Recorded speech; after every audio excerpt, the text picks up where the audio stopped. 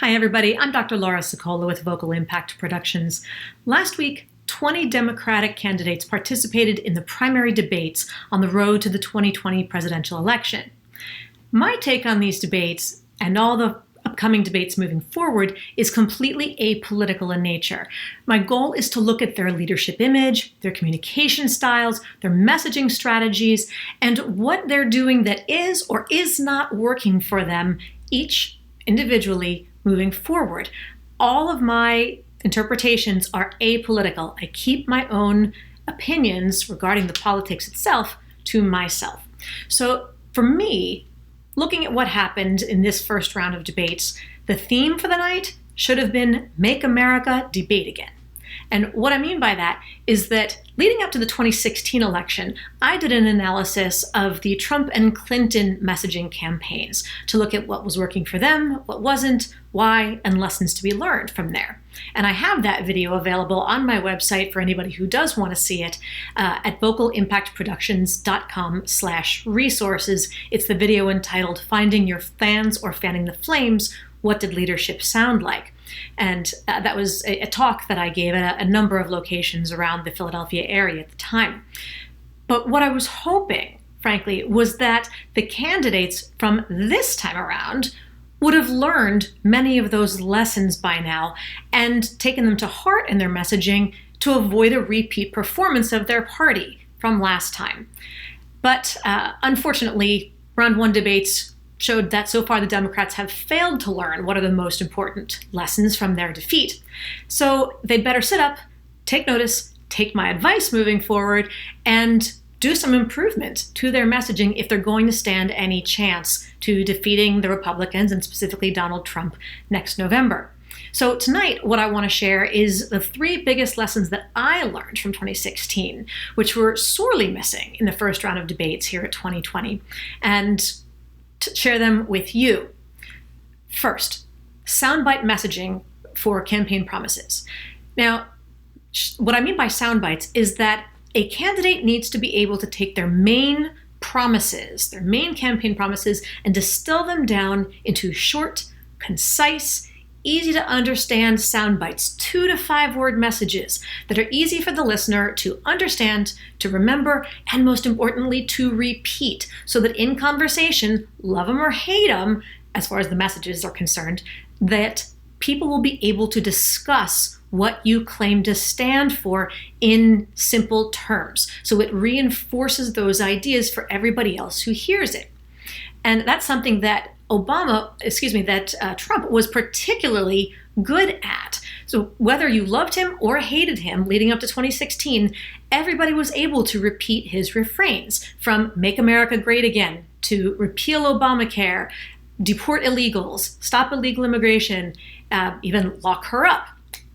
So this was what the Democrats needed to be able to do as well. But unfortunately, when it came to the Clinton campaign, no matter who I asked, Republican or Democrat, love her or hate her, most people couldn't cite anything that she really stood for in clear and easy ways. They could talk all around it, but they couldn't just rattle off what she stood for beyond stronger together, which is not a campaign promise. It's just a statement of preference.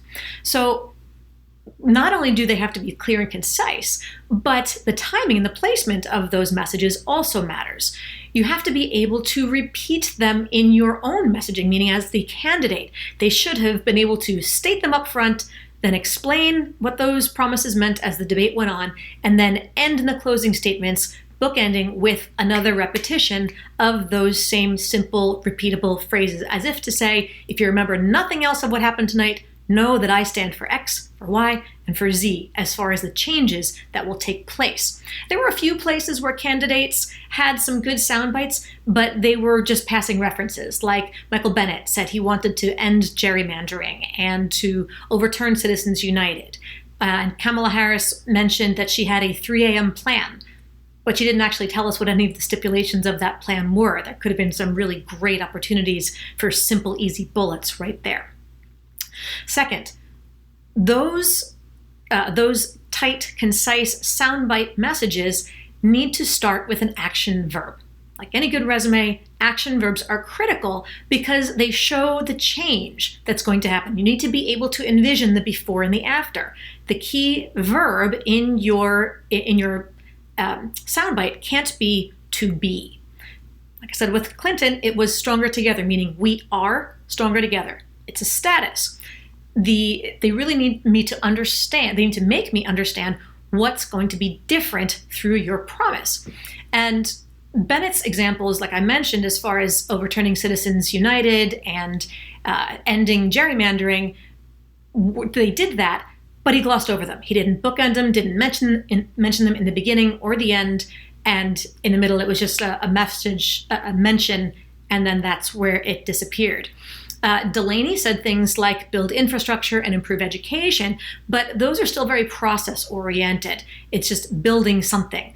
What is that education going to look like? Is it going to be mandatory pre-K in 50 states by 2025? That's a campaign promise. A little bit longer, you could say mandatory pre-K. At least that's the clear end goal result. And even improving or building infrastructure, what does that mean? How much money towards highways, towards bridges, towards whatever, by what date? Give me a sense of what the outcome is going to look like. Gabbard said, she referenced a bunch of important topics like healthcare, clean air and water, etc., but there was no verb connected to any of them. They were just things that were important to her. Others tended to focus, especially in their closing statements, on to-be phrases, like Hillary did. Ryan said, we have to come together, which means be together. Booker said, we have to show the best of who we are. Delaney said, we are better than this. Klobuchar said, I am not the establishment candidate. Okay, but what are you? And regardless, all of these phrases, they're great and they're good. I'm not saying they should not include them, but they're not enough. They are philosophies. They describe a social environment through which change happens. Good, set the environment, but now tell me, what is the change that you are promising? That's what people vote for. Third, the credibility factor. And this is the ability to balance good content in your message, which is everything we just described, with good delivery. And this is things like your voice and your body language, your facial expressions, etc. And what is most important is that when you're speaking, all of those pieces need to work together to show one clear, credible person and message. But if they're out of alignment somehow, then that creates a sense of doubt in the listener. So, for example, the content ideally should include some stories to go along with the data that's mentioned, but then they have to be told in a way that is sincere and authentic and not just listing or sounding like an economics textbook or otherwise often some flighty, poetic kind of abstract fiction manner. And there were a few candidates who told some good stories, and those are pivotal moments. Stories bring data to life, and well-told stories bring people to life. They make them relatable. So, for example, Booker talked about living in a rough urban environment where there were literally sounds of gunshots on his street corner. That shows that he's relatable, that he understands a big portion of the American population's concerns with gun control on the streets. Harris told stories of, as a child, where some of the other neighborhood children weren't allowed to play with her because she was Black. She also talked about challenges of busing and integration of schools when she was a child. And these are very personal stories that demonstrate her experience with racism along the way, but also she told some more archetypal stories that weren't hers but still hit home, like the challenges that a Latin American mother must face, the heart-wrenching choices she'd have to make in deciding to hand her small child over to a coyote in hopes that that person would be able to smuggle the child across the U.S. border. That's a terrible choice for any mother to have to make and humanizes very quickly the nature of the trauma that these moms have to go through. It humanizes the issue, aside from just saying, well, they're illegal. When you put yourself in that place of the mom, it makes you take your anger down a couple of notches at the situation, because it really resonates with the empathy point of any parent and really any human, one would hope. Gabbard also delivered some good, let me rephrase that, she had some good stories in sharing some of her experiences in the military, deployed in Afghanistan, but her delivery killed it. She was so kind of non-emotional as she was talking that she could have told me that she killed 1,000 people, which she didn't. I'm not suggesting that, but either way, she could have equally said that she saved 1,000 people, and it was kind of like listening to a mannequin with a soundtrack. When you hear that disconnect, you don't relate to what she's saying because it feels like she doesn't relate to what she's saying. There's a lack of authenticity, a lack of passion, a lack of being able to really just believe her. There's a credibility disconnect. On the other hand, there are far too many who told no stories whatsoever. Gillibrand gave her resume, which was quite comprehensive, but there was no cover letter to go along with it. Nobody wants to read, much less listen to a resume. It's boring and it doesn't connect. It's just check, check, check. Yang told no stories. Sanders told no stories. Biden told no stories. It just became list of facts, and here's what I did, and here's what I will do. And then there were a few also who had the chance to tell a story and who started to tell a story and then just completely fell off the cliff and dropped the ball, to mix some metaphors there. So for example, Bennett mentioned that his mother was a Holocaust refugee from Poland. He mentioned that and then went on to his next statement. A Holocaust refugee from Poland. And you didn't think that you could find a way to tell some stories about how that affected your family and how it influences your understanding of policy needs in areas like anything from immigration and refugees to the Israel connection with the United States and Jewish Americans and their perspectives, or, pick a topic. But if you can't show that something that profound had an important influence on your views of the world, then how could anybody believe that you could understand how some other serious traumatic event has influenced their lives? So there's a huge disconnect there.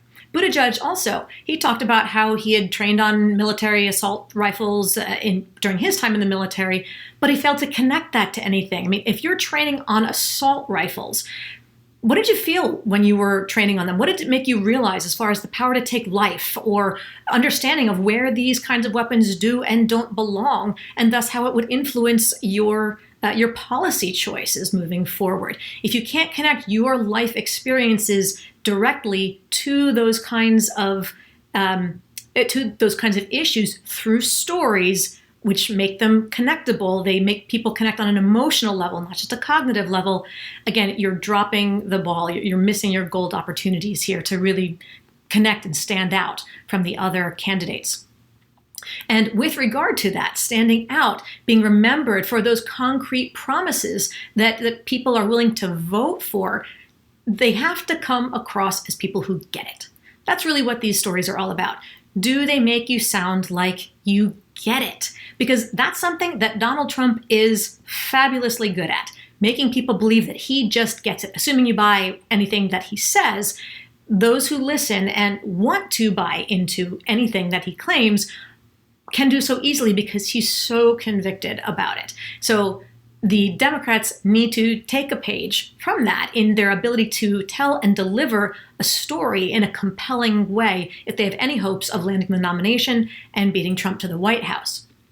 For more examples and other lessons that candidates need to learn on the campaign leading up to the 2020 election, check out my website and the blog that I've posted there at vocalimpactproductions.com, or go to my LinkedIn page and look for the articles that I've posted on the 2 nights worth of debate, where I fleshed this out in a fuller manner. And plus, when you're there, share the articles and send me feedback. I'd love to hear your take on these issues and what stands out most importantly to you. Stay tuned also for future messages, both in video and in article format, as there are future debates on both sides of the fence, and for any other groups or individuals who make powerful statements, we'll be looking to analyze their messaging strategies as well.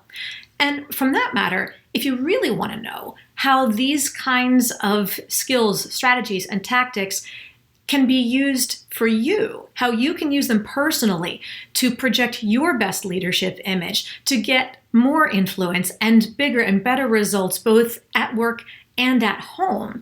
Check out my new book. It's called Speaking to Influence, Mastering Your Leadership Voice. And you can get more information at speakingtoinfluence.com, as well as the first 2 chapters for free. Or you can just go straight to Amazon and order the books either in paperback, in ebook, or in Kindle edition for more information and exercises and ways to really implement all of that for your own success and leadership image moving forward. With that, I'm Dr. Laura Sicola with Vocal Impact Productions. Thanks so much for tuning in, and stay tuned.